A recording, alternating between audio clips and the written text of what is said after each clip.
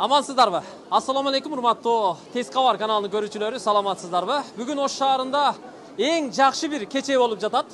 Адеп башаты диний уюму тарабынан уюштурулуп жаткан ыймандуу бол ыйман кечеси. Кечиримдүү бол ыйман кечеси уюштурулуп жатат. Буга адам өтө көп келди. Бул дарек Оштогу Кыргызстан кино театры. Мына караңыздар, көрүңүздөр, эл көп келди. Кофе брейк тест татымдар уюштурулуп бул жерге. Билеттер таркатылып, билеттер сатылган экен, эл көп келип, азыр театрга кирип бара жаткан чагы. Биз дагы конок катары чакырылганбыз. Эл менен чогуу мына ушул кечиримдүү бол кечесинде чогуу кечени көрөлү. Биз менен чогуу болуңуздар. Кана кирели.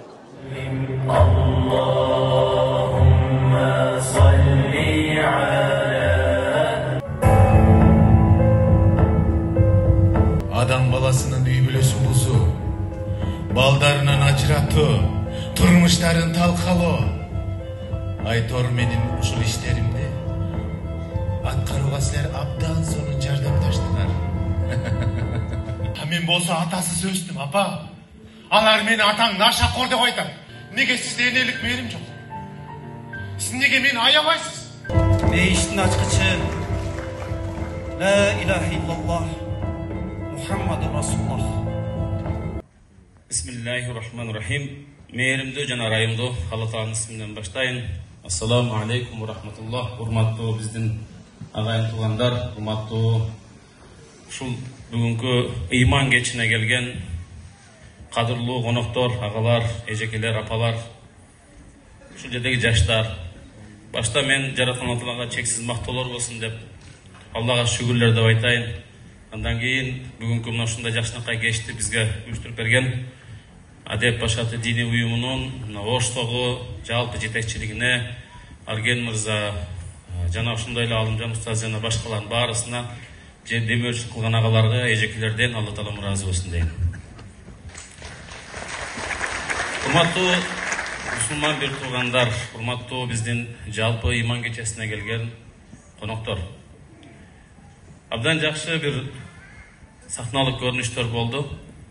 Мындан да уланса керек азырдагы.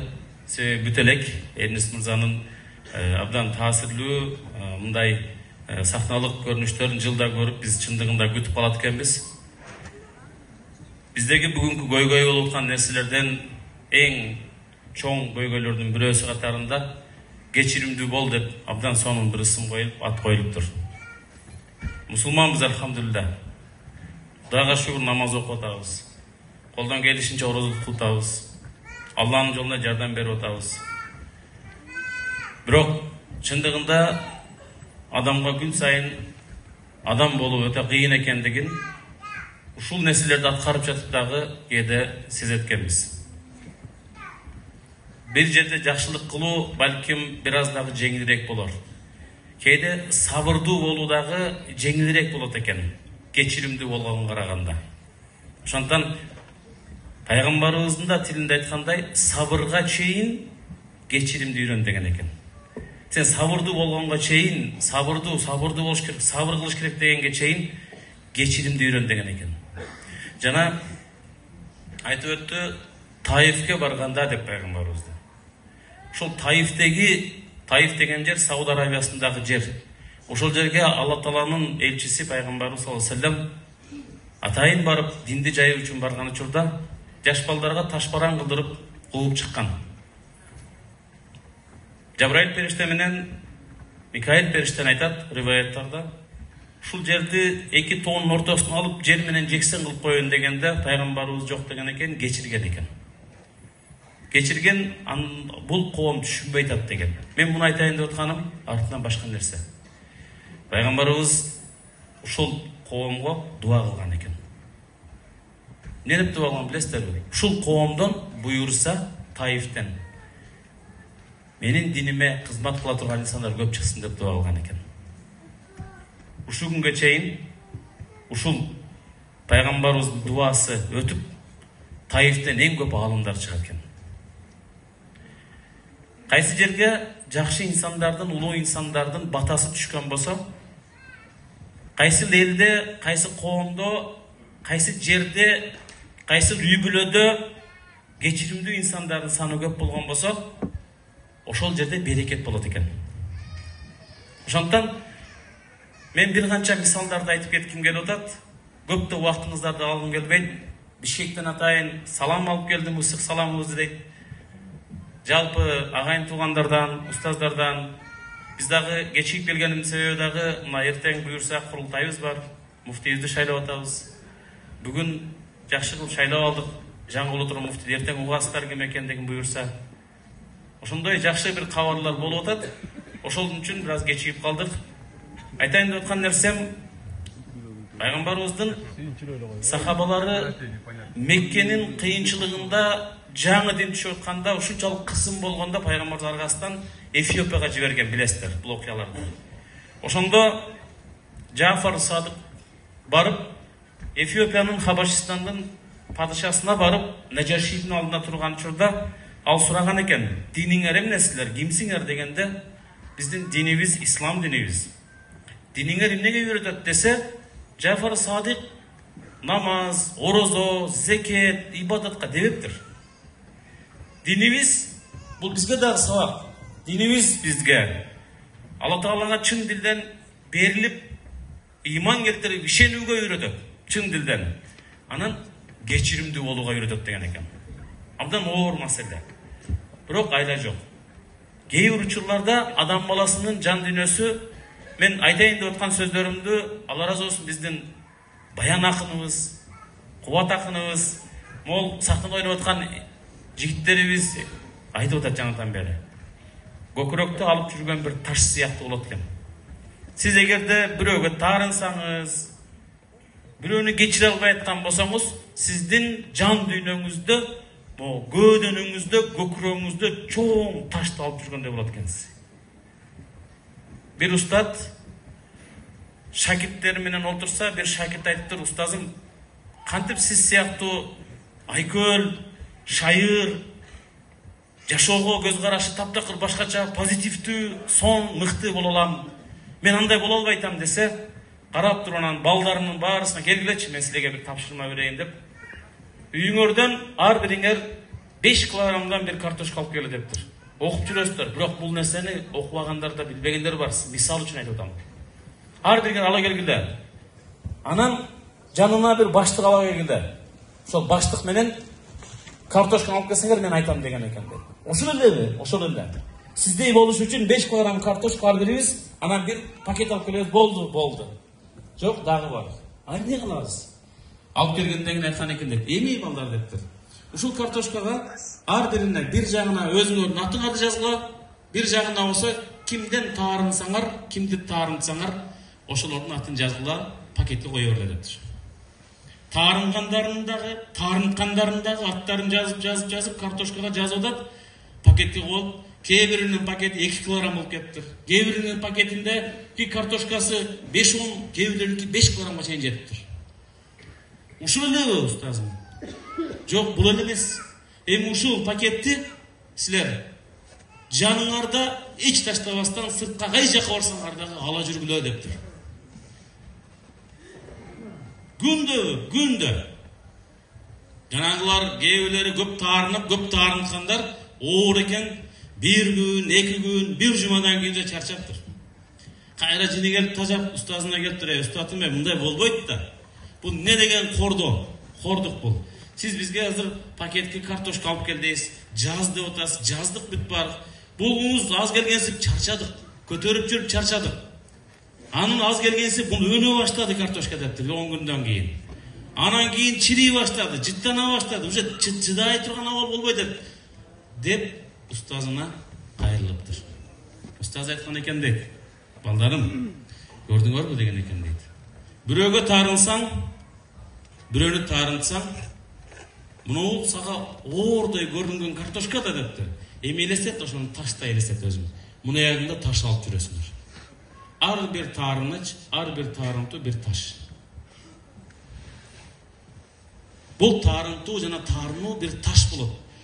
Ал аз келгенсип, оордук аз келгенсип, ал бир жыт берет, жыттанат, чирийт, адам баласын бузат. Жана баян акыныбыз айткандай, Чубак Ажы Раматылык да өзүнүн баяндарына биринде айткандай, адам баласын таарынган инсан, бирөөгө таарынган инсан өзү үчүн гана оорлук кылат экен. Бирөөгө таарынсаңыз, наркы таарынтып аткан адам эч нерсе ал бир нерсеге зыянга учурабайт балким көбүрөөк таарынган инсан зыянга учурайт экен. Көбүрөөк ал ооруйт экен. Чындап эле ооба рак оорусуна кабылат экен. Чындап эле ал адамдын дайыма настроениясы, маанайы түшүнкү болот экен, түшөт экен. Чындап эле ал адамдын адам менен болгон мамилеси бузулат экен. Үй бүлөлүк тынчтык кетет экен. Кээде байкап калабыз, көп суроолор келет, арызданып келишет үй бүлөлөр. Ой таарынып кеттик деп, күйөөсү менен келинчек болбогон нерседен таарынышат. Айнанайындар, болбогон нерсеге таарынып, бир жума, бир ай таарынып жүргөндөр бар. Бир жыл таарынып жүргөндөр бар экен. Бир жыл үй бүлөлүк эмеде сүйлөшпөй жүргөндөр бар экен. Эмне деген нерсе? Пайгамбарыбыз болсо эле эмне үчүн 3 күндөн ашык таарынбагыла деди. Эмнеге? 3 күндөн кийин ашыкчасы зыян болот экен. 3 күндөн ашыкчасы сенин зыяныңа болот. Сенин пайдаңа эмес. Сенин жүрөгүң ооруйт. Сен пикириң, оюң бузулат, концентрация деп коет. Жумушка болгон, сабакка болгон, үй бүлөлүк жашоого болгон, коомдогу жашоого болгон сенин мындай айтканда бир маңызы кете баштайт деп. Ошондуктан дин Аллахка чын дилден ишенүү деп айттык. Кабашстанга барганда ушул нерсени айтты. Бүгүн биз жоготкон нерселердин нерсеси баалуулуктардан бирөөсү дагы ошол кечиримдүү болуу экен. Сабырдан мурда кечирим деп айттым. Аллах субхана тааля бисмиллахир-рахманир-рахим. Сен өзүңө кечиримди тутут деген экен. Чындап эле кечиримди өзүңө эң идеалдуу нерсени карма, ушул сага жетет дептир. Али радиаллаху анху, Алла таалам ыраазы болсун, Али пайгамбарыбыздын сахабасы айткан жакшы бир сөзү бар. Инна ас'абал амал арбa'u хисалин. Эң оор амалдардан жакшы амалдар. Эң оор бирок 4 касиеттүү сонун амал бар дептир. Барыңыздар үчүн сабак болсун. Оор, аткарганга оор келет, айтканга жеңил. Мен айтып коем. Өзүм үчүн да оор, менин нафсыма да оор. Эмне десе айткан экен Hazretler. Биринчиси ал-афу индал-гадаб. Адам жинденип аткан учурдагы кечиргендиги. Жинденип атасыз, бирөөсү жиниңизге тийди. Биринчи учурда жиниңизге тийди, бирок ошол учурда кечирүү абдан кыйын. Же абалды алмаштырып чыгып кетишиңге де кечиришиң үчүн убакыт керек мага дейсиңерге де, мисалы үчүн мен өзүм баягы уулум кичинекей кезинде ыйлайт токтобойт эле. Не токто болду эми токтойлам. Эмне токтобой десиң, токтоно албайтам дечү да, токтоно албайтам деп. Анан кечире албайтам дегенде да, кечире албайтам деп эле ошентип ыйлай берчи, сүйлөй берет эле. Сүйлөбөй ыйла десең деле токтоно албайтсам эмне кылайын дечү да. Ошон сыңары кээ бирлери чындыгында жинденип атканда катып кечирмей келем дегендей болот экен да. Өтө кыйын экен, биринчиси. Экинчиси айткан экен Hazreti Ali, валь-жуду фил-усра. Кыйын болгон кезде, банкрот болгон кезде, өтө оор, кыйынчылык, өзүңдө жетишпей атат, чөнтөңдө жок, карызың дагы бар болуткан кезде жоомарттуулук кылыш өтө оор экен. Бирок кылыш керек экен. Эң мыкты амалдардын катарына кирет экен. Эң мыкты амалдардын катарына. Бардык нерселер сонун болгон кезде берип, сонун болгон кезде барып, мечиттерге барып, бардык нерсе сонун болгон кезде кыла берсең, жашоо ушундан ибарат, дин ушундан ибарат болсонда кандай жеңил болмок да? Дин андан ибарат эмес. Динибиз жоомарттуулукту сен кедейсиңби, байсың бага дагы. Мындай ошондо кайсы абалда болбосун кылсаңар жакшы болот деп атат. Үчүнчүсүн айткан экен дейт, вал иффату фил халвати. Сен жалгыз калган кезде намысыңды коргоп сактап калуу. Жалгыз болгон кезде сактап калуу. Бул өтө оор экен. Жаныңда эч ким жок. Ошол үчүн намысыңды сактап калуу. Төртүнчүсү дагы ва каулул хак. Акыйкат чындыкты айтып, тайманбастан, коркпостон айтуу. Лиман яхафу ва яржуху. Кимден корккон бирөөдөн коркпой туруп, жүзүнө, бетине акыйкатты айтуу. Туура эмес кылып атасыз.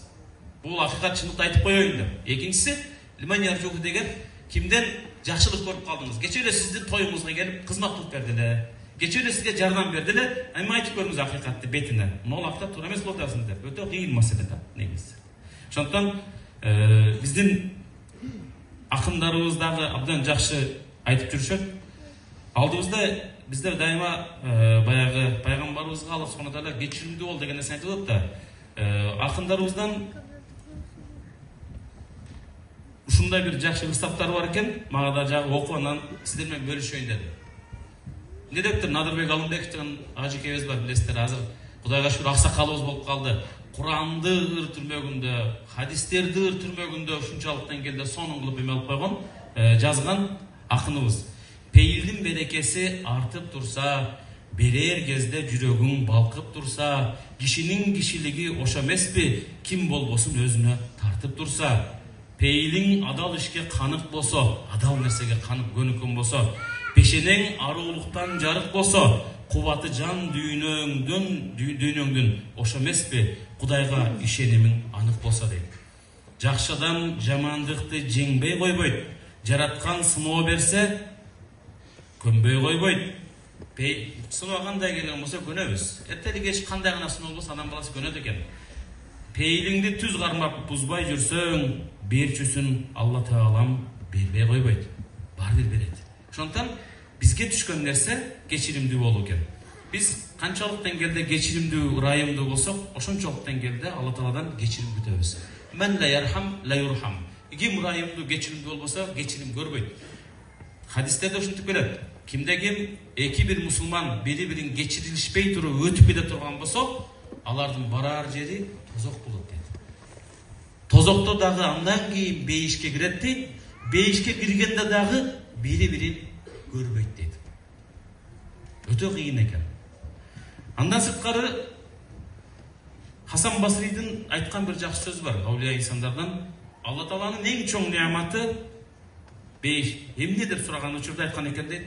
Алла Тааланын бизге берген эң чоң, Алла Тааланын бизге болгон эң чоң неамат белеги гуфрануху, Алланын кечирими экен. Биз байлыгы, ден соолугу, инсандык жараткандыгы десек де, жо кечирими. Келиңиздер, жер таптап жүрөбүз. Ибрахим пайгамбарды билесиздер. Ибрахим пайгамбар бир күнү олтурса, бир аксакал өтүп калат дейт. Анан тамакка чакырат. Тамакка келип олтурганда Ибрахим пайгамбардын өзгөчөлүгү конокко өтө меймандас болгон да, конокту көп сыйлаган. Анан айткан экен, мусулмансыз мусулман эмеспиз деп сураган экен. Десе тиги аксакал айткан, жок, мен мусулман эмесмин деген экен да. Десе Ибрахим пайгамбар эмне деген билесиздерби? Жок, анда мусулман болбосоң, мен сага тамак бербеймин деген. Дароо аят түшөт. Ибрахим пайгамбарга эскертүүчү аят түшөт. О Ибрахим, мен бул аксакалды дейт Алла Таалам. 80 жылдан ашуун дейт, жашап атат. 80 жылдан бери кандай гана нерселерди кылбасын, ырыскымды кемитпестен берип келем, өмүрдү берип келем. Сага эмне болду? Бир мүмкүнчүлүк келди. Ушул мүмкүнчүлүктү бир жолу алдыңа келип, кичинекей тамагыңдын алдына келип мүмкүнчүлүккө келгенде мусулман эмес деп туруп, жакшылыгыңды аяйсың деген экен. Ошондуктан дароо кечирим сурап тооба кылган экен дейт. Муну айтайын деп атканым, урматтуу мусулман бир туугандар, урматтуу агалар, байкелер, эжекелер, чындыгында бүгүн ушундай заманда жашап атабыз. Жана араб шейхтери айткандай дейбизби, ким айткандай болбосун, улуу инсандар, мындай мыкты инсандар оор, кыйын кезеңден чыгат. Бирок ошол кыйын замандан чыккан мыктылар өздөрү сонун жыргал заманды түзөт экен, шартты. Ой, балам оор эме кылбасын, мен кыйналып жүрүп өстүм, кыйналып жүрүп ушул эмеге жеттим, балам аны көрбөсүн, мына балама үй, мына балама машине, мына балама кызыма тигини, муну деп салтын, үрпү, адатын, тигиниси, мунусун, тошумчасын бардыгын кылып, небересине чейин керек болсо, бар нерсесин камдайт экен. Анан ошол келген балдар кадырына жетпегендиги үчүн алар кыйын кезеңдин балдары эмес, жеңил замандын, жыргал замандын балдары болуп, бирок кыйын адамдар болуп чыкпайт экен. Кыйын адамдар болуп чыкпайт дагы, булар эмне кылат экен? Оор заманды кайра пайда кылат экен. Ошондуктан урматтуу бир туугандар, келиңиздер, ойлонойлу, ойгонойлу. Ыйман кечелери жөн эле бир кече эмес. Өткөндө кээ бир инсандар суроо берет. Ыйман кечеси кыласыздар, туура бул жакта агалар келип отурат, эжекелер келип отурат. Ыйман кечесин 2003 жылдан бери, 4 жылдан бери баштаганбыз. Бүгүн Москвага чейин барып, ушул жерлерде биздин мекендештерге чейин кылып келет. Кече жакында Түштүк Кореяга барып келдим. Атайын мекендештер менен жолугуп келдик. Абдан жакшы бир эмеде өттү. Бирок ошол жердегилер дагы момундай бир ыйман кечесине жок дегенде келип, бирөө келип бизге, "Эй, айнанайындар, ойгонгула эмне болуп атасыңар? Мына жаратканыңар Алла Таалам пайгамбарыңар Мухаммед саллаллаху алейхи деген биз сыяктуу ойготуучу бір эмеге муктаж болуп атат биздин мекендештерибиз. Чындыгында балдарыбыз bir мотивацияга муктаж болуп аткан немесин көрүп келдик. Биз болсо шүгүр дейли, могу жерде жүрөбүз. Ошондон жыйынтап жатышын айткым келет. Алла Таалам адамдын жүрөгүн жашыруун кылыптыр. Жүрөктөгү сезимдерди жашырыптыр. Ар бириңизде ошондон айткан экен, кээ бир уламалар, устаздарыбыз адам баласынын жүрөгүн Алла Таалам ачык кылып көрсөтүп койсо эмне болот деп.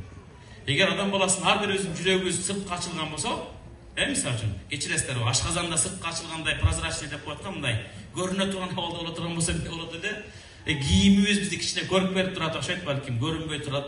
Денебиз тосуп турат көп нерселерди. Муну дененин ичинде кан айланып атат. Эгерде муну дене тери болбой турган болсо, ичиндеги абалды көрүп, адам корксо керек эле бири-бирине жакындабаса эле.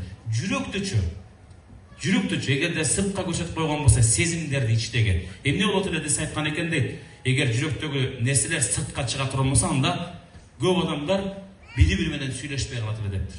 Бири-бири менен сүйлөшпөй душман болот эле деген экен. Эмнеге? Себеби көбү ичиндеги жүрөгүндө сактайт экен көп нерселерди. Бирок андай кылбаш керек болот. Кечиримдүү болбоду да. Ошондон пайгамбар айтканда калбун салим, бүтүн, мыкты, сонун жүрөк керек бизге. Бүгүн ар бирибиз калбун салим, келиңиздер бүтүн бир жүрөк болойлу. Бүтүндөшкөн бир жүрөк болойлу. Дене бүтүн болуп атпайбы? Бүтүн бир жүрөк болойлу. Кандай десеңиздер, жүрөгүбүз бүтүн эмес. Бирөөнүн кечире албай жүрөбүз дейт. Ата бүгүн баласын кечире албай атыптыр. Жубайы күйөөсүн кечире албай атыптыр. Эне баласын, бала энесин кечире албай. Бир туган кошунанын досту.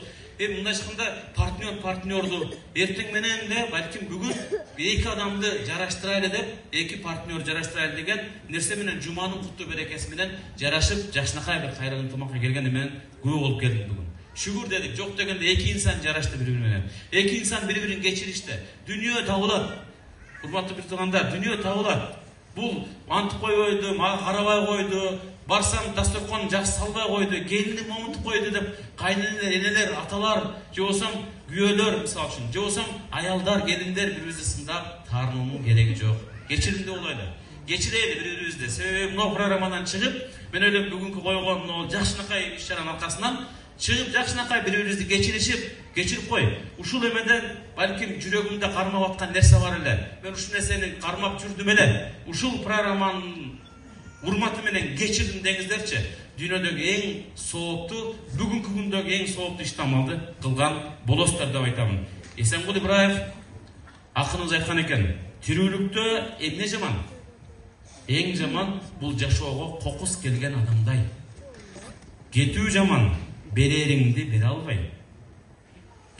Калуу жаман, алаарыңды ала албай дейт. Жаман ушул. Жаман, кетүү жаман, берериңди бере албай калдың, насакыңды айта албай калдың, амалыңды кыла албай калдың толук. Бере албай калдык. Кетип калды. Канча жаштар кетип атат бүгүнкү күндө.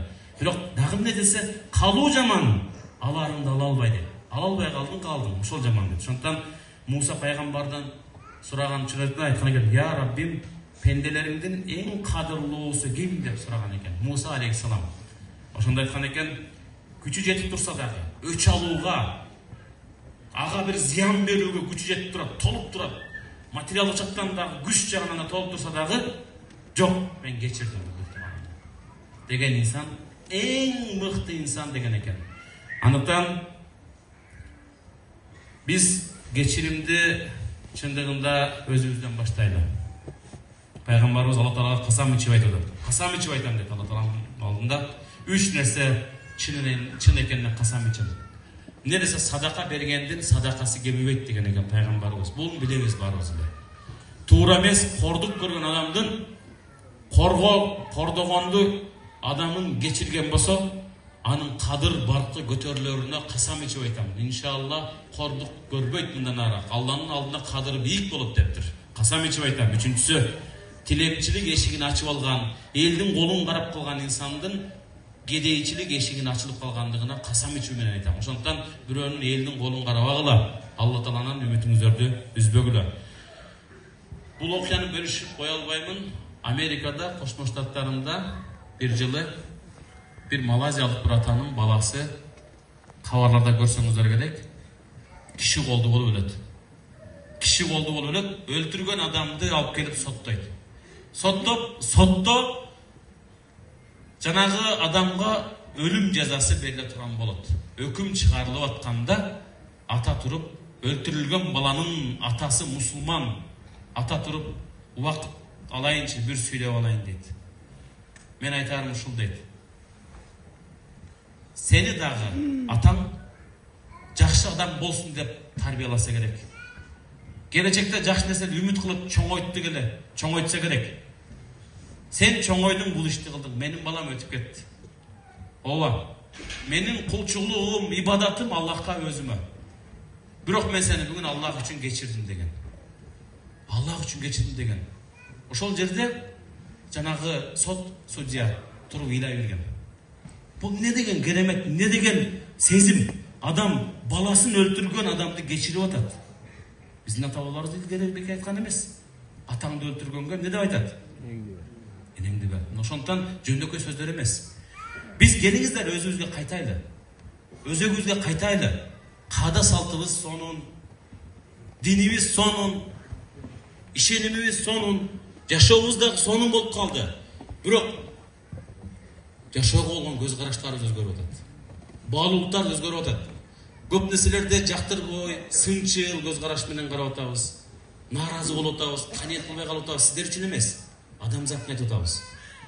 Ошондон эч качан пайгамбарыбыз өч алуучу болгон эмес. Биз дагы ошондой болбойлу. Афдал фадаил, эң жакшы фазилеттер. Сиз мамилесин үзүп койгон инсандар менен мамилени түздөшүңүз. Эң жакшы сонун мамиле, эң жакшы амалдардан. Сиз ватафу амман заламак, сизге жаман иш кылган адам менен мамилени түздөп, кечиримдүү болгонуңуз. Акыркысы дагы чындыгында баягы бардык адам баласы ката кетиребиз.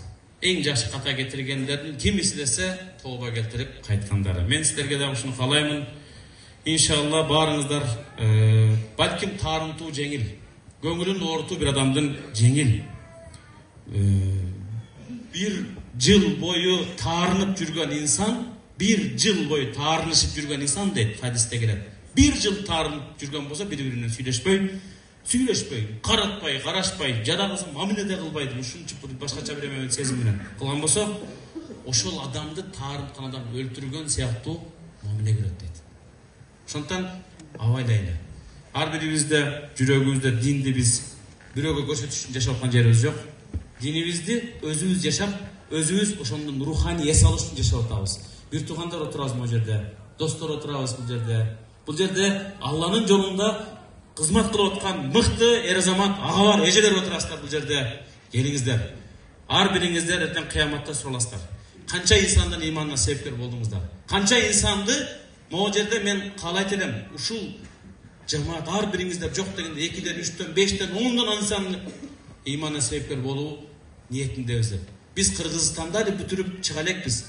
Турат, Африка турат, дүйнө турат. Балким эмне үчүн ал жактарга барып баалуулуктарыбызды биз таратпайбыз? Эмне үчүн биз жакшы нерсеге себепкер болбойбуз деген нерсе келет. Кечиримдүү болууга дайым даярбызбы? Келиңиздер анда Алла Тааланын ыраазылыгы үчүн бири-бирибизди кечиришейли. Кечиримдүү бол деген бүгүнкү иш-чарабыздагы берекелүү өтсүн. Алдыдагы өлкөбүз аман, анын ичиндеги сиздер аман болуңуздар. Ушул Адеп Пашаты диний уюму 20 жыл толду, 21-жылга кетти. Үзүрлүү эмгектенип аткан жаштарыбыз, агаларыбыз жардам берген баарыңыздан Куталам 2 дүнө ыраазы болгон болсун. Аман болуңуздар.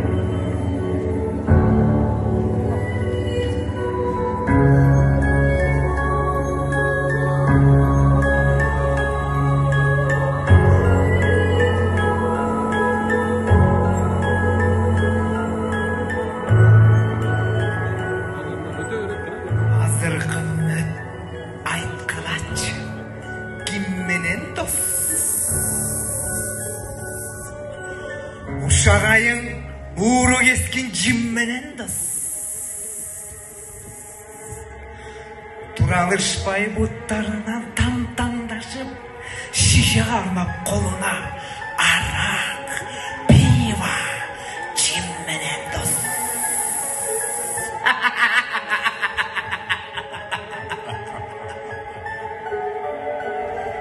Hazırkında evimi çok çayın alışkan. Hariç devi bizdekine aykırışkan. Ağlımların sözünü bayt ettirip asıp, ağızdörü, arkan cimsi süt korluka baylanışkan. Diskoteka caşlardım neçtinde, biymenen zikir çalat çımbuluğum, DJ'leri artıktırat azancıdan, maestro minbarında kolduğurum. Ağacığa varatkanday kovanışa, jarığı jangan kezde tünkü kulup, gözleri tumandadı bu ümmetin, jalan söylep biz tarafta min kovulup.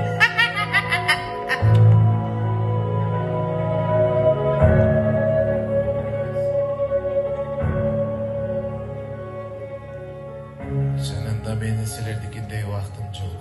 Vakti çok. Andıktan bataytam, tezirek düşüngülü. Men siler menen ilgerdeden beri jakşı tanışmın.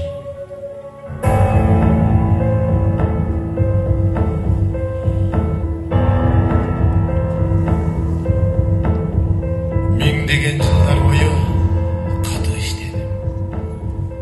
Çalıştırdım. Soğuşturdum. Öldürttüm. Aytor özü şimdi sabatta otkırdım. Biroq bunun bari maga жетишсиз болуп жатты. Анан мага кылт эткен ой келди.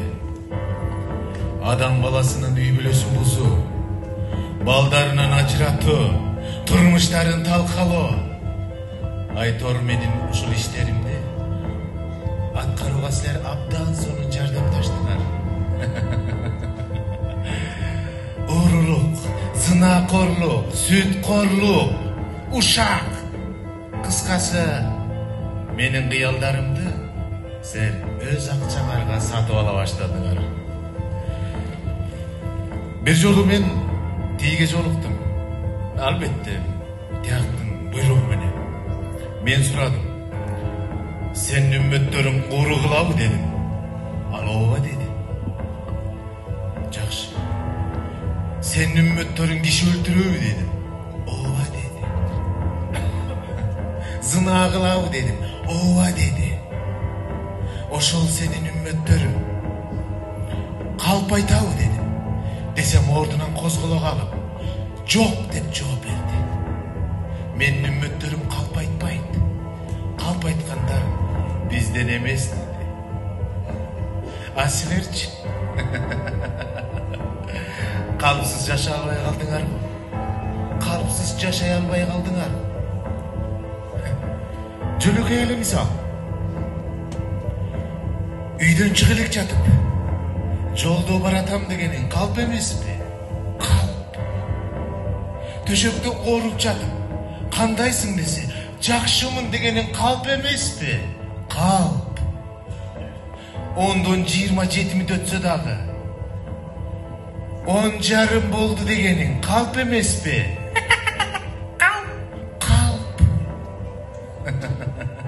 Ey mahluklar. Kıskası meni kalp aytуудан силер таң калтыра баштадыңар. Kalptын чоң кичинеси болбойт. Bilesizler mi? Burada men silerdi aldыңардан, артыңардан, сол жағыңардан азгырчумун. Эми мен только оң жағынан. Оң жағыңардан азгырам. Кантип? Мен силерге соомчулук, кайрымдуулук иштерин арбын жасаттырам. силер ошондо фотого тартып, статуска чыгарып мактанасыңар. Интернетке жарыялап шаттанасыңар. Мен жасадым деп даңктанасыңар. Рейтинг көтөрөсүңөр. Мына бул менин силердин оң жаңардан азгыруу. Болду.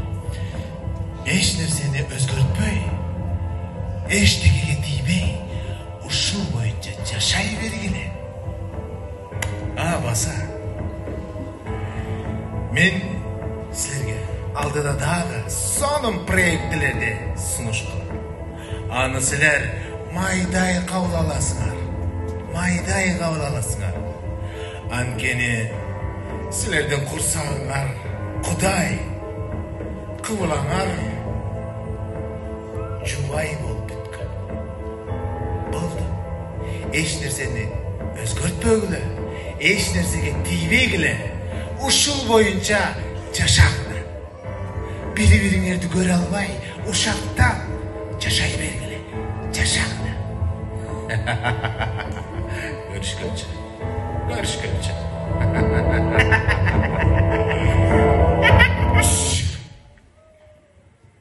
Biri ögele adat. Bir sülüş olay.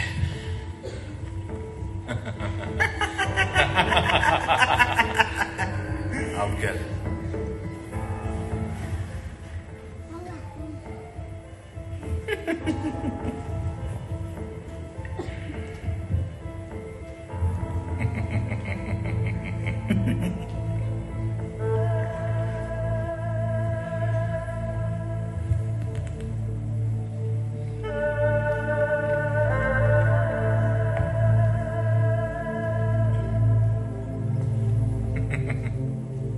Кыткылыктап күлүп алдыман тосуп чыгып калыптырсың Иблис.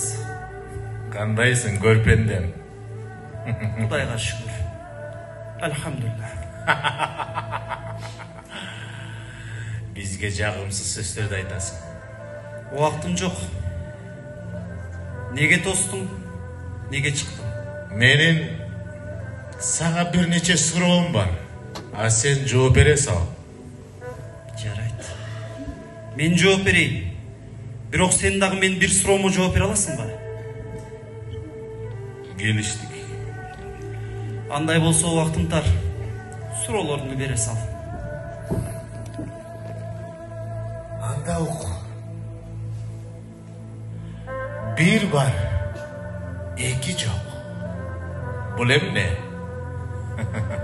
Бул бир гана 18 миң ааламды жараткан Аллах Таала.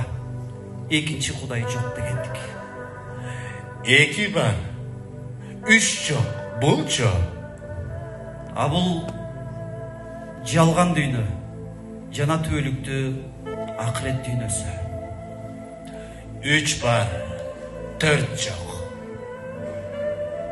Бул Алла Тааланын мусулмандарга берген орозо майрамы, Курман айт майрамы, Жума майрамы. Dört var, beş çok. Бул эмне дейсиң, пендем? Аллах Тааланын жер бетине түшкөн Забур, Тоорат, Инжил, Кур'ан-ы Карим 4 китеби. Beş var, altı çok. Булчу? Бул жаралган ар бир перденин моюнуна парз кылып буюлган 5 убакыт намазы. Altı var, жети çok. Бул эмне дейсиң? Бул Аллах Таала ааламды 6 күндө жараткан дегени. Жети var, sekiz çok. Бул 7 кабат асман дегендик. Sekiz var, toғыз çok. Булчу? Аллах Тааланын аршын 8 периште көтөрүп турат. Toғыз var, on çok. Бул Аллах Таала Муса алейхиссаламга берген 9 мужизасы. 10 var, 11 çok. эгер бир пенде бир жакшылык кыла турган болсо, Аллах Таала маны 10 эселе кылып кайтарып берем деген. Баракелде. Иблис. Баракелде.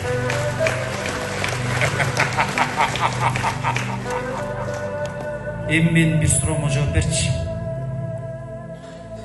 Айтчы. Бейиштин ачкычы эмне?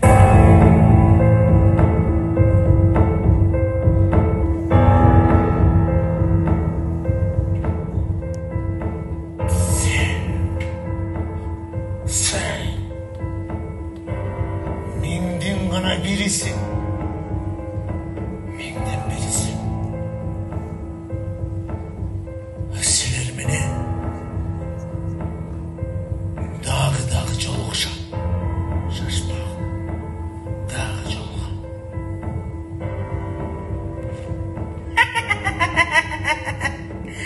Силер менен дагы да жолугушам.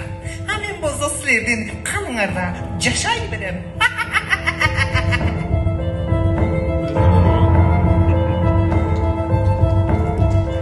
Бейиштин ачкычы Ла илаха иллаллах Мухаммаду Расулуллах. Эй адамдар, периштедей көрүнүп, шайтандай жашабагылачы.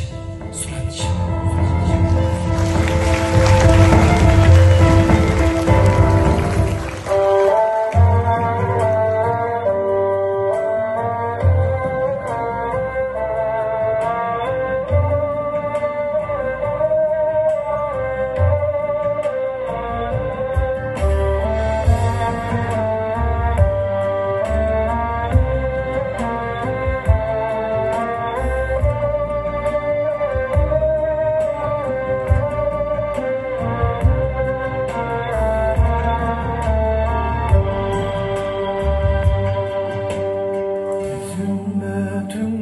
Kalagı çok kayıkta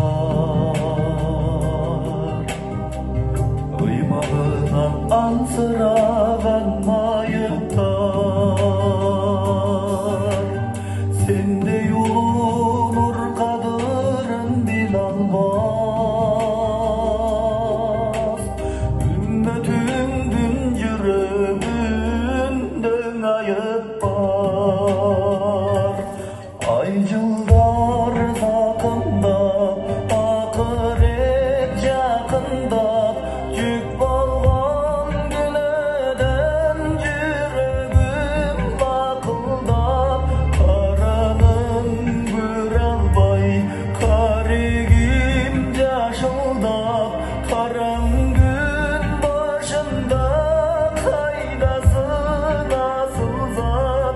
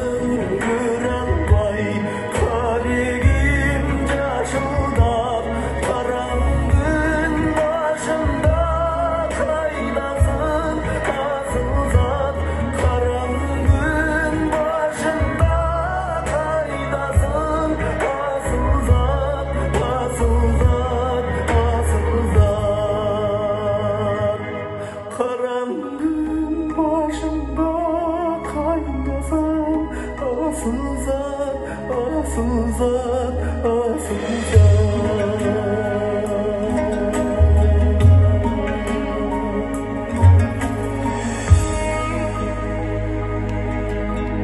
Bayan Ahmadov.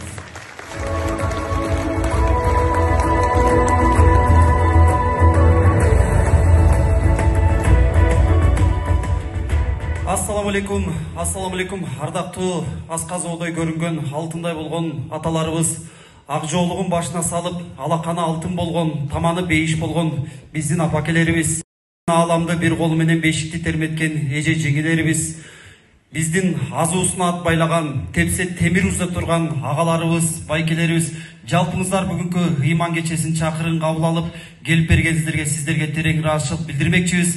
Анда эмесе бүгүн жалпыбызды чогултуп, мындай жакшынакай залда олтуруп, ыймандашалы, сырдашалы деп сиздерди чогултуп отурган, бүгүнкү кечени уюштуруп отурган Ош облусундагы Адеп Башаты диний уюмунун Ош облусу боюнча директору Кенжетаев Арген мырзаны сөз сүйлөө үчүн сахна төрүскө чакырып алайын, келип берсеңиз.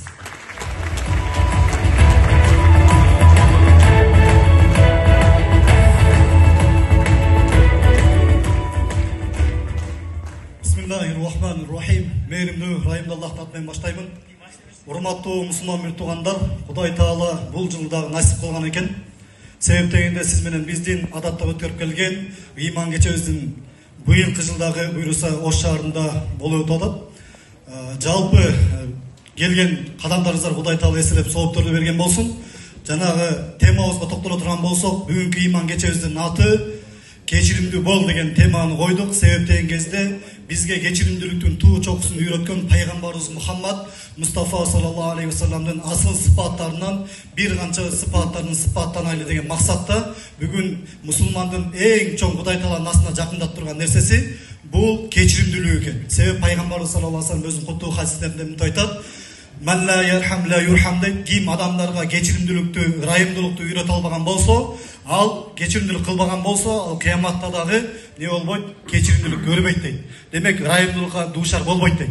Демек сиз менен бизди Кудай Таала ушундай бир Кудай Тааланын астында кечиримдүү болушту жана Кудай Тааланын астында кечирилгенден болушту деген болушка себеп болсун деген максатта ушул ыйман кечебизди өткөрүп жатабыз. Ошондой эле бизге жалпы кызматташып келген жалпы конокторубузга, ат артып жолго артып келген, атайын сапардан келген байкелерибизге, эже карындаштарыбызга баарына терең ыраазычылык билдиребиз. Дагы бир рет кош келипсиздер. Аллах ыраазы болсун.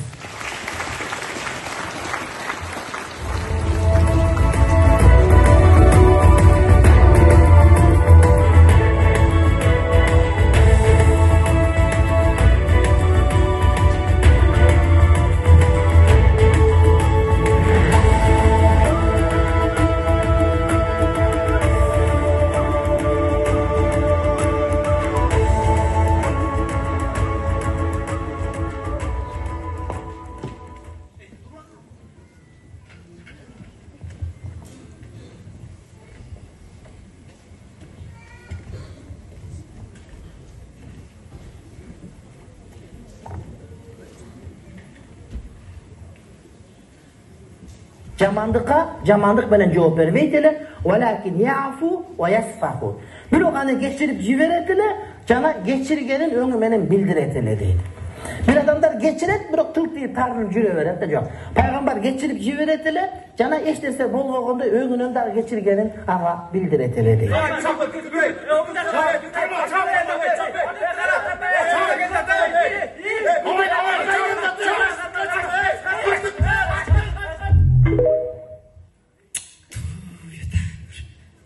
İnternetke çıkıp ketip turgan. Hey Çinya! Çinya! Hey Çındız!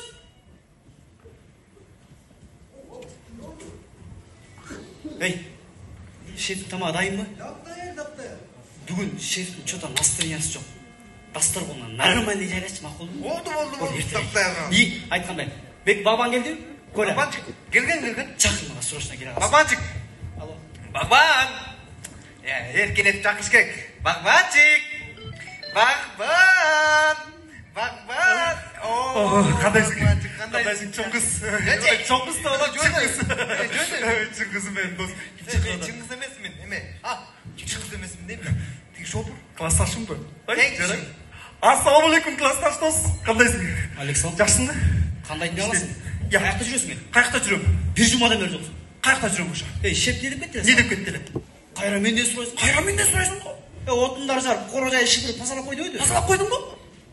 Шепке сен не жауап берейін мен саған? Не деп жауап беремін айтсам, дос кел тамашалады, келші, сен менің классташымды. Мені қорғауында кім қорғайсың? Айтсаң, мұндай қылшы, сен маған қарағанда 9-шы классты өткіздің, біраз ақылдысың. Баяғыда әлі өзің шылтау тауып айтып қойшы. Шіреш. Сен ақтай беріп мені шылтау қалмай қалды. Не ұлтасың, дос кел? Чоң апасы өлтірді айтып қойшы, не ұлтасың? Өткендер апаңды өлтірмедің бері. Ой, чоң атасың, екі қатыны бар екен, екінші апасы өлді десең бірден боласың. Болбойды, мұсылманға қалбайды қалбайды. Болады деп, батылы ұшындайда мұсылман бола қаласыңдай. Мен 5 жастан бері мұсылман несін? Мен 3 жастан бері мұсылман не олды? Қайчы, дәлелде шығар. Жөндірші, дос кел. Өзгелі бір шылтау тапшы, айтшы, бірден Болбойды. Болды. Әйткенше Құдайменен сөйлештім. Кімменен? Құдайменен сөйлештім. Асмандағы ол. Саған кім айтты? Құдай асманда деп. Анам қаяқта Құдай? Ал деген ұйық зат. Ал ұлы зат. Ал ешнесе мұқтаж емес. Отыршы, айтшы. Қалаған жерде жүр. Айтшы, кел, отыршы. Қаяқтан қашан сөйлештің? Айтсын, не деп сөйлештің? Кеше жұма намазға барған. Так. Осал жақтан сөйлештім. Не деп сөйлештің? Досым айтып берейін ме? Айтшы. Кеше А дегенде Аллаху акбар деп құлаққа байланысқа шықты. Так. Еми бірінші рекетін білбесем-дағы етті оқшаштыр. Ошондай жайың бар ма? Дайшы, давай. Ана мына екінші рекеттің саждасына барғанатшы. Башталбады. Не башталды? Ушундай Құдайға арыз бұлым айтып, ұйылап атам, сыздап атам, болған дартымды айтып атып, білінбей жарым сағат сөйлесіп атты. Ең қызығын айтып берейін бе? Сөйлесіп біткеннен кейін екі жағыма салам бермей тұрып кеттірді. Жинді десе. Постоянно бір нәрсені келіп бүлдіресің. Білбесін. Салам беріш керек та. Не деп салам беріш керек еле? Енді намаз оқып біткеннен ассалаумағалейкум деп екі жақ салам берді. Бірақ жай, ал ештеңе емес. Намаз оқығаннан кейін басып, ушундай жан дүйнеме салды десіңе, жашуым рахатқа бөлөнчү. Жан дүйнеме салды. Ошонден өзім сөз бердім дағы. Камекін таштап салды. Қой жай. Насыбайға өтіп кеттім. Тамашалап атам. Көйле. Бирок досым, сен дағы намазға өтүшүң керек. Дос, айтпа сен, ушуну үйгө барсам деле аялым айтат, жана улуу балам Али деле айтат, ата качан намаз окуйсуң, ата намаз окубайсыңбы деп баары эле мени чагып берет. Сен не деп атасың ана? Мен айтам балама, балам, Кудайым буйрса сенин жашыңа келгенде окуйм деп коям. Сен артқа қарай жашайсың бе? Балдар дагы эле буяктасыңар ба? Шеп, сиздин курсаңыз ачкабы? Ачка болсо мен мына даптай тамакты свежий, жапжаңа азыр эле конкретный даярдап койдум. Кааласаңыз ысык тамак, чай, пай не алып келип берейин. Аз тамам койтучу берсең. Biraz отырайын ба? Болду. Бакманчик сен курсаң ачка. Билем сен курсаң ачка. Бакманчик көчөгүнөн калган тамак бар эле, ошону иччи сен жеп сакчы. Жейсиң сен нормально жейсиң. Койчу эми, ушутпечи. Бир жумадан бери калган тамактар жеп жүрсүң. Тура. Біз шефтіне тамағын жейміз әзір. Шефтіне жейміз. Шефтің азыр тамақ жеген уақыты жоқ. Уақыт жоқ азыр. Маңай жоқ. Маңай да жоқ. Не болыпты шефке не бірінші болып тұр ғой? Көп нәрсе болды. Баласының видеосын көрдің бе? Көрген жоқсың ба? Көрдім, маған дағы келген мұғалім күнелді. Мұғалімден емне күнесі бар, Мұғалімден кешкі сағат 9-та балдардың соғышқанымен емне күнесі бар, айтсам? Не күнесі бар? Мұғалімден бұл жерде бір тиыншы апта күнесі жоқ. Аға, жана қатын елері чоғылып қол топтап кетіребіз деп. Аға, мен қол топты сілде кетпейді. Мұғалімден мұшташқа тиесесі жоқ? Тиесесі жоқ та. Қазіргі күнде балдардың елі ерке талтаңдығы. Илгеркидей тартып болгондо түбөлө илгерки биргек деп. Шеф, негизи бүркүтчүк басы. Ал деле жакшы бала го, мындай тартиптүү. Анан не бир сөз укканда, менчи. Не деп уктуң эле? Шеф дайыма бир баласына бир сөз айткан уккан. Не деп айтты? Балам, окуу үчүн убактыңды, акчаңды такыр аяба деген. Мен деле уккан. Бул деле уккан. Атқа менген, суға сүскөнді, күрескөнді үйреніп алды деген мен де жігіттер. Бүркіт ошон барын үйренбөдү, Жанакы апасынынчы, апасы сен жанакы тайжеңчи. Айтып коёйн, элдин баары эле айтат, мен эле эмес, карагатын деп эле айтат, шын айтат. Карагатын эле элдин баары. Ошол тайжеңдин акчасынан көппөдү. Ошол тайжең болбогондо бала нормально, отурчу мен сага айтып бердим. Отурсаң нормально уксаң, эгер сен тайжеңчи мен күйөөсү болгондо эмне кылмакмын билесиңби? Эмне кылат? Тайжеңди байтал алдыга чыкпай, давай, восточный тартип деп артка салып, баланы кадимкидей темирдей тартип бермек. Ал үстүнө да тимеле Айгүл, Айгүл деп болот. Айгүл деген ат жарашпайт ага. Карагүл деген ат жарашат. Баласын бүркүт деп алган. Каяктагы бүркүт ал ток. Сенин атың Чыңгыз эмес, Чоңгуз отур сенин атың. Болду да. Эгер ошол атайжең менин атының болгондо сен ошол баласы өккөнү стиральный машинага салып туруп 180ге коюп айлантып сыгып туруп, карагатын, экинчи менин көзүмчө монте турган болсоң, мен сенин каралыгыңды агартам деп турчу. Кайсы катын? Картада карагатынды айтып аткам да, неге сен түшүнбөй атпайсың, дос? Келсек, эмне алып кетип берейин? Жок, эч нерсенин кереги жок. Өзүңөр иче бергиле. Саламатсызбы? Саламатсызбы, Айгүл Жапар кызы. Жакшы. Саламатсызбы? Ассаламу алейкум. Жума күнүңүз менен. Тиги мен дагы Кудайым буйрса, жума намазга барып тамекини таштайын деп атам. Ким үчүн? Албетте сиз үчүн да. Айгүл Жапар. Меники дагы мына могу жең классташыбыз менен кылып байлап. Сен биринчи жумуштарыңды тагаткар. Калганын кийин сүйлөшөбүз. Бирок жума намазга барып тамеки таштай берейин. Ооба. Рахмат Айгүл кызы. Мага бүркүттү чакыргылачы. Бүркүт кандай жакшы. Үч эркек бир каттын алдында иштейбиз. Сонто Шеп, келатат. Балаңыз, эгерде бир нерсе керек болсо мага айтып коюңуз. Болгон нерсенин мен бардыгын даярдап койдум. Телефон чалып коесуз,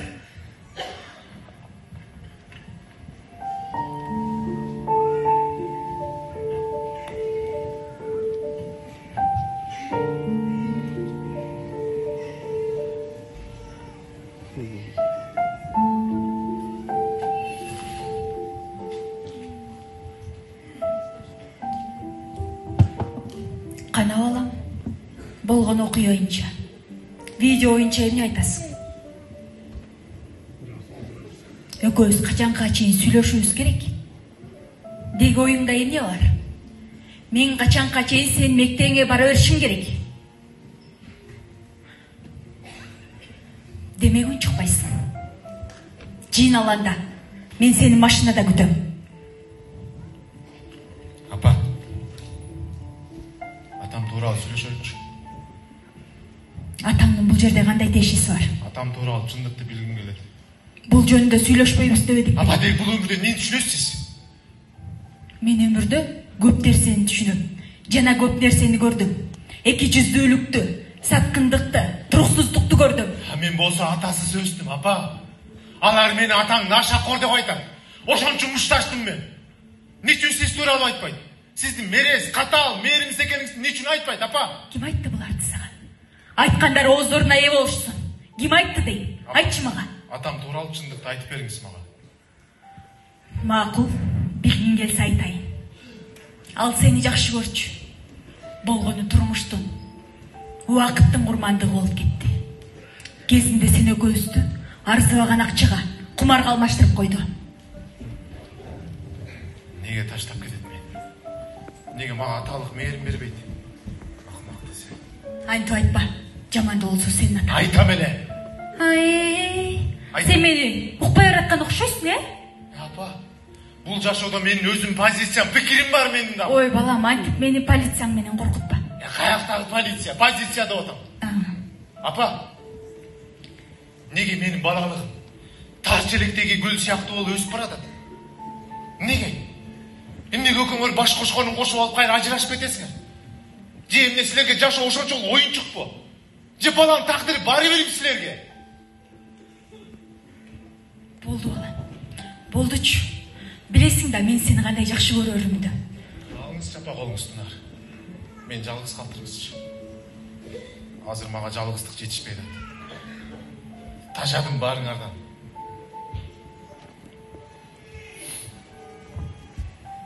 Балам, мага жарты саат убакыт берчи. Мен өзүң менен сүйлөшөйүн. Байкасам сен чоңоюп турсуң. Көп нерсе айтышым керек экен. Сен мага капа болуп, таарынып жүргөнүңдү каалабайм. Эгер мага жарты саат убакыт берсең, мындан кийин сенин жашооңо, жеке пикириңе аралашпайм деп убада берем. Убада берем? Ооба. Убада эмес, ант бериңиз. Кантип ант берейин? Билгениңиздей бериңиз. Жарайт. Мен Айгүл Жапаркул кызы.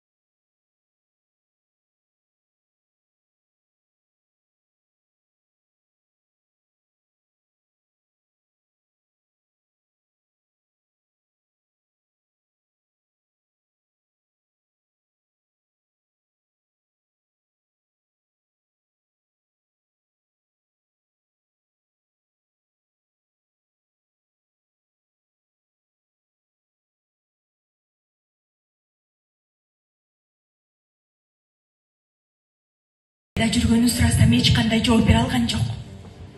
Кайра мага кайкырып, сени сабаган ал эсиңде. Ошондо ичим кандай күйгөнүн билесиңби? Сенин келечегиңди ойлоп, тилимди тиштеп төшөктөн тура албай жаттым. Бир айдан кийин атам 4 күнгө жоголуп кетти. Бул адат бат-баттан кайталана берчү болду. Bir günü sumka tola akça menen gelip, bizden çarçaганын, menden bir otolo kete turganын aytıp, seni mağa taştap, sağa gelip turam dep ketip kaldı.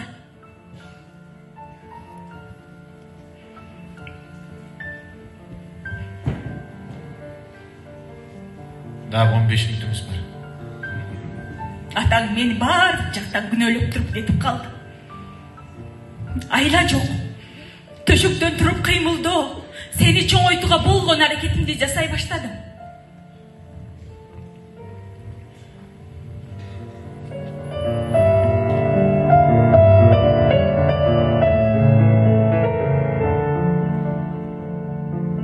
Кийин атаң эмне болгонун билесиң да. Наркотик бизнеси менен кармап соттолуп кетпедиби? Ооба. Аны жандагылар кармап берип коюшту. Atam hiç kanday günөөсү жок болчу. Ошондо сен мени күнөөлөп атасың. Күнөөлөп аткан жокмун сизди. Апа. Сиз мен неге урушуп бересиз? Неге? Башка балдардын апаларын бир караңызчы. Сиз мени күнөөлөй бересиз бул. Сенин бир алсыз болгонуңду каалабайм. Мен мунун баарын атайын жасайм, атайын. Анткени сен мурундун үчүн эмес, кылымдын түшүн көргөн бүркүт сыяктуу өсүшүңдү каалайм. Апа! Унчукпай ук мени. Ошон үчүн атыңды бүркүт деп койдум. Апа! Сиз мени бүркүт кылам деп атып, балалыгымды уурдап аткан жоксузбу? Неге сизде энелик мээрим жок? Сиз неге мени аябайсыз? Башка балдардын апаларын караңызчы. Неге мээрим жок сизде? Неге энелик мээрим жок? Балам, мен сени аягандай. Сен эмне? Кызсыңбы? Ошол кыйынчылыктан өлгүм келди. Бирок сен мага жашоо берип жаттың. Ошондо мен сени кенедей кыйынчылыкка сынбаган, ал кыргыч кылып тарбиялап өстүрөм деп өзүм сөз бердим. Балаңды аясаң аяба деген сөз бар Кыргызда. Мен сенин эмне? Балалыгыңды уурдап салгыдай, кара жумушка салып иштетип атырмынбы? Мейли, башкалар балдарын жумуртка баскан тооктой басып, канатына калкалап аяй берсин. Бирок алардын балдарын эртең турмуш деген нерсе аябай. Ишенип коймаган. Азыркы ата-энелер өтөлөп аласак, кийин балдары чоңоюп куюлган насик кумдай эркектик элементи жок балдар болуп өсүп чыкканда, сен алардын жанында кыттай уюп турасың. Ошондо мага алкышыңды айтасың сен. Апа, сиз түшүнүп атасызбы? Мен жаныма атамдын орду жетпей атат. Ушуну түшүнүп атасызбы? Эмнеге анда менин кичинекей кезимде башка бирөөгө баш кошуп кетип калган жоксуз? Неге? Аны сен каалаган жоксуң. Өз атасынан жакшылык көрбөгөн баламды башка бирөөгө салып берип койгум келген жок. Макул. Ал сизге кыянат, мага кыянаттык кылды. Жаштык кылды, мастык кылды. Бирок кандай болгон күндө да адамга бир мүмкүндүк бериш керек деп өзүңүз айтасыз го, апа.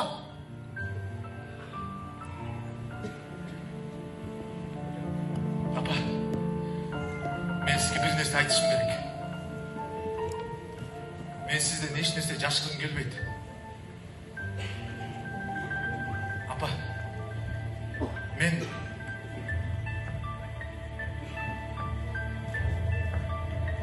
атам жашап аткан үйдү издеп таап бардым.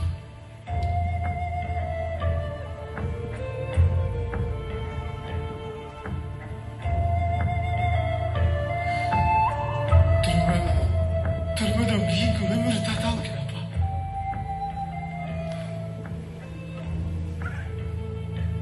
Кароосу кайтып, көзүнөн нур өчүп калган байкуш, апа.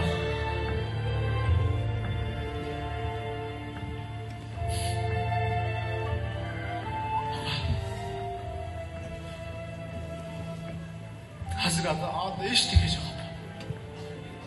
Эчтеке жок, апа.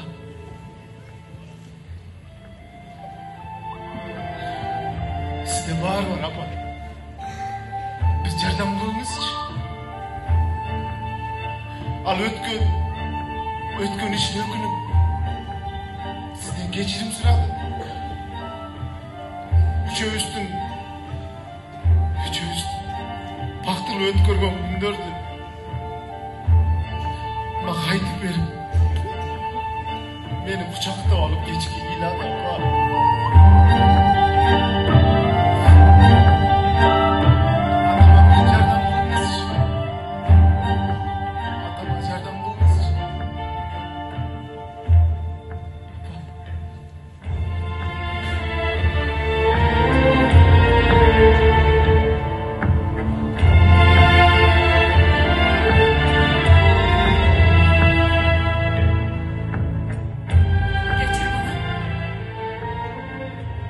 Атаң менин өмүрүмдү талкалады.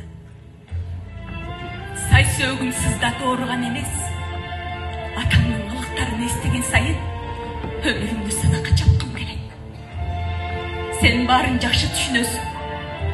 Атам өз рызкысын башына тепкен адам. Апа, ал оорукчан ал. Оорукчан экен ал. Өмүр менен өлүмдүн ортосунда жатат, апа. Өлүп калат ал. Апа, ишенесизби?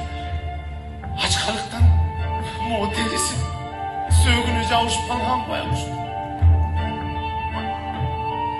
Анда азыр эчтеке жок, апа. Жашоого болгон үмүтү да жок. Апа, сиз не десеңиз баарына көнөйүн. Атам менен бир эле сүйлөшүңүзчү, бир эле, апа. Болду балам, болду. Бул теманы козгойлучу. Андай эле жардам бергиң келип атса, окуңду бүт, иштеп акча тап, анан колуңа алып баксаң да. Апа, мен окууну бүткүчө өлөм. Өлүп калат, түшүнүп атасызбы, апа?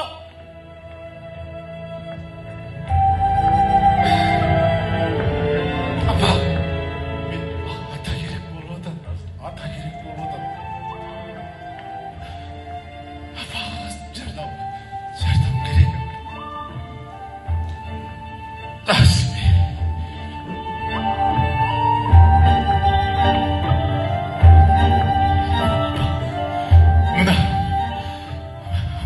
алып берген китепти окуп бүтүп калдым. Ушул китепте пайгамбарыбыздын Таиф денели ташбаран калган экен.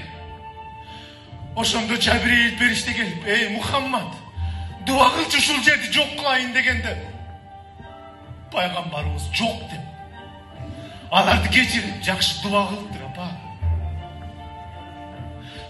Пайгамбарыбыздын агасы Hazreti Hamza'nı öldürgen Vahşi'ni geçiriptir, apa. Hamza'nın borun jegeni Hint'ti da geçiriptir, apa. Peygamberimiz basıp baratkanda aldına diken döşüp maldın kancının tөгüp öz elinden kulup çıkan Mekkeliklerden barın geçiriptir, apa.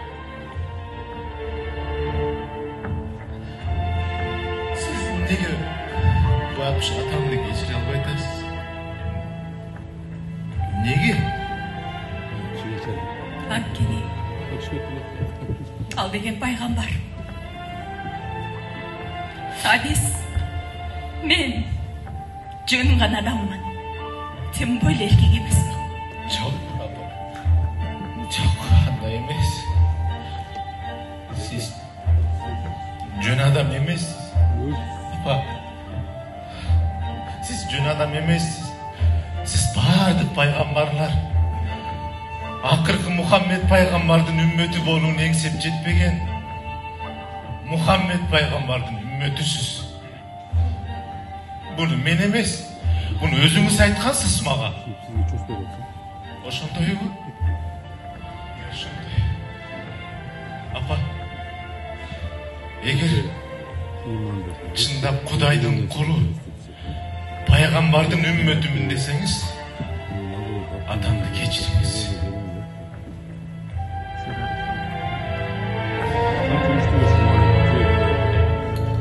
Жарайт. Атаңды ооруканага көргөз. Бардык каражатын өзүм көтөрөм.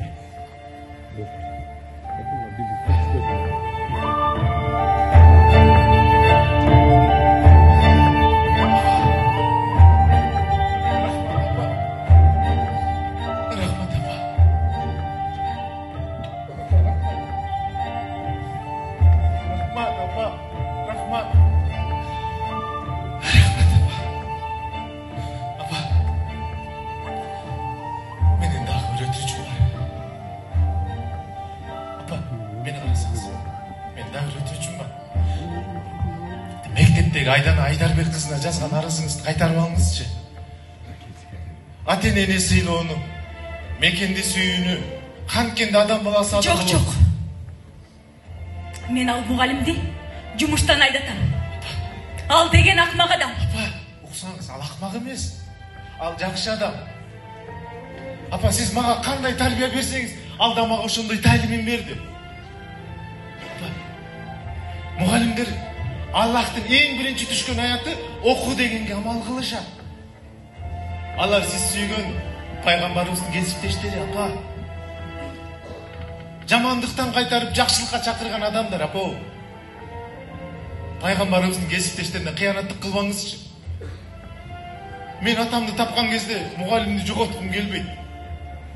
Апа, өзүңүз ойлосоңуз, азыркы күндө окуучуну баары коргойт. Баары коргойт. Ата-эне коргойт, милиция коргойт, коомдук уюмдар, мыйзам коргойт. Ошол окуучуларга билимин талыкпай берип жаткан мугалимдерди ким коргойт? Ким?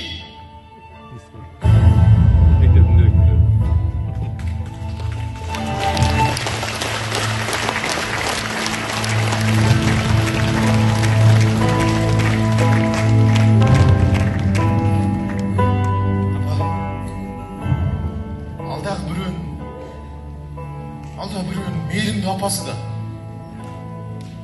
Siz daha beni apay redinde koldoyuz diye işerim.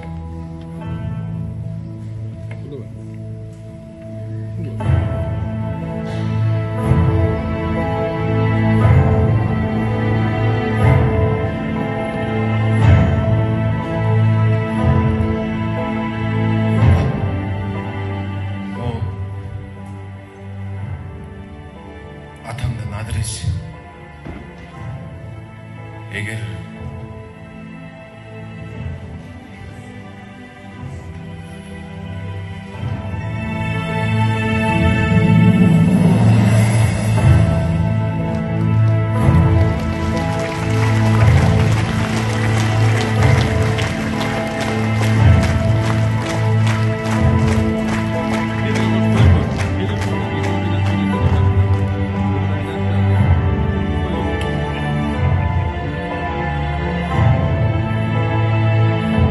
Мен сені жұмыштан айдата албасам, атың өчсін.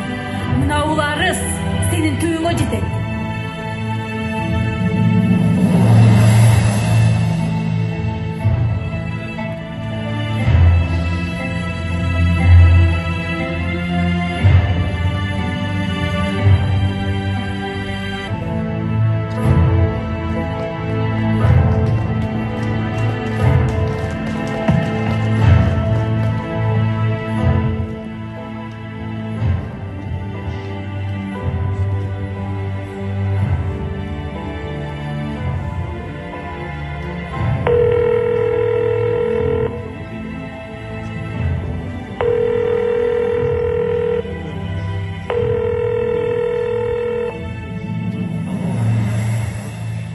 Alo Kerim, Айгүл, қандайсың? бұл сенсің бе? Сен екесің, Айгүл. Айгүл, неге шықпай қалдың? Айгүл, қаншалығын шықпасаң да бұл саған жарашады. Айгүл, сен жалған жақсы oldu. Hazır мен өмір менен өлімдің ортасында тұрам. Қанша жашашым, бір Құдайға малым Айгүл. Айгүл, сөзім қысқасы, менің бардым кетірген қаталарым үшін мені кешірші Айгүл. Мен çok hata getirdim. Ben geçirmez Aygül. Ben sorma. Kerim, beni geçir. Ben sana varadım. Aygül.